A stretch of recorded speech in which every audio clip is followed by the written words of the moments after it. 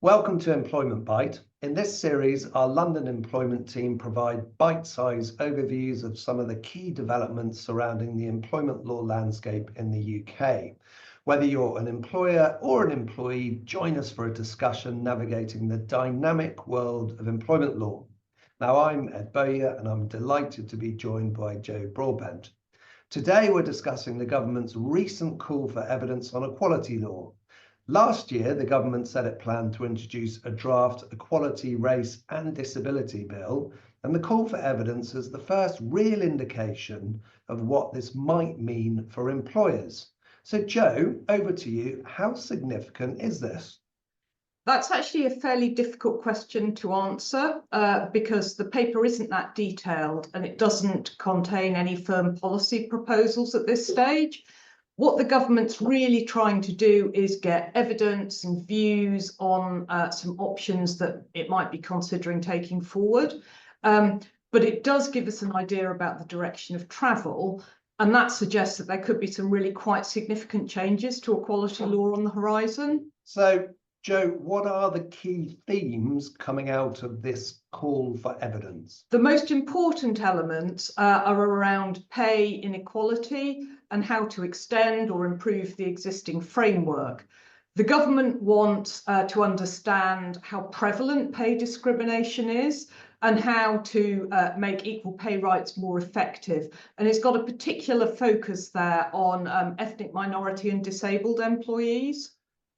As the law currently stands, you can only bring an equal pay claim in relation to sex-based pay inequality. And other types of pay inequality therefore have to be brought as direct discrimination claims. And that makes equal value type claims very difficult to bring. That's right. The government also points out that there are far more equal pay claims than there are pay-related race or disability claims. And it suggests that that could mean that the existing routes for challenging race and disability pay inequality aren't necessarily that effective or adequate. And it wants views on that to guide its thinking on how it can make the right to equal pay more effective. And Ed, maybe you can talk us through some of the options being considered there. So one option highlighted in the paper is extending the existing equal pay regime to cover race and disability.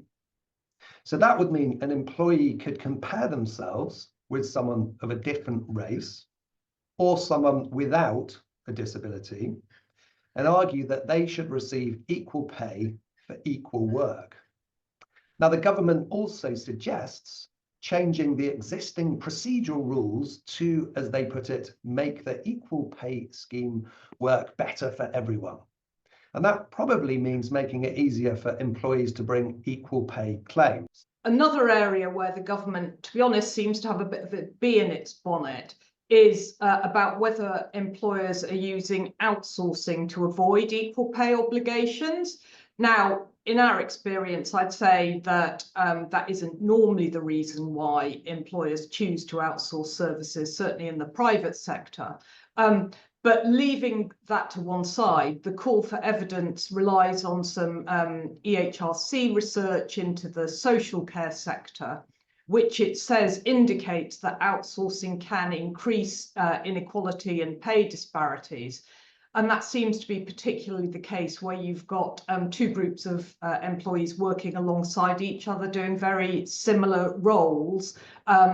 And the research showed that in those situations, outsourced employees are typically paid less. The government's proposed solution would be to allow outsourced employees to compare their pay with that of a, say, in-house employee. And that would be a real departure from the existing position where you can typically only make a comparison if there is effectively a single employer, sometimes referred to as a single source, that can rectify a pay disparity.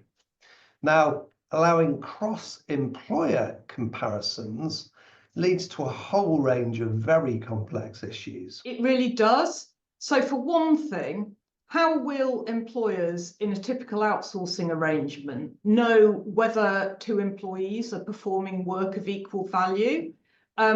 If we've got two employees working alongside each other, performing essentially the same role, that comparison may be relatively easy to identify. In essence, you're talking about a like work claim there.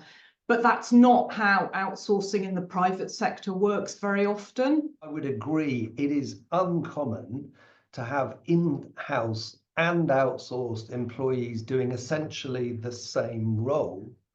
And if you're going to allow cross-employer equal pay claims, not just like work claims, that's going to be really complex, because employers are potentially going to have to share large amounts of information about their workforces and pay rates to minimize the risks of claims. Now, who's liable for a successful claim is another very difficult question. Exactly. Is it going to be the outsourcing provider as the person who decides pay, or should it be the client? Now, what the paper says about that is that it would like views, but it does suggest that the client could be liable if it effectively dictates the outsourced employee's terms. It doesn't go on to explain what it means by that. And then in at least one sense, the client is always going to dictate the terms, because ultimately it's the client that decides how much it's prepared to pay for the outsourced service. Another difficult question is how to improve equal pay enforcement. Now, there are lots of equal pay claims in the tribunal system, and they often take years, quite literally, to resolve. So the government's suggesting that it could create a new equal pay regulatory and enforcement unit with trade union involvement to tackle that. Do we know what that trade union involvement's going to look like? Not at this stage, no.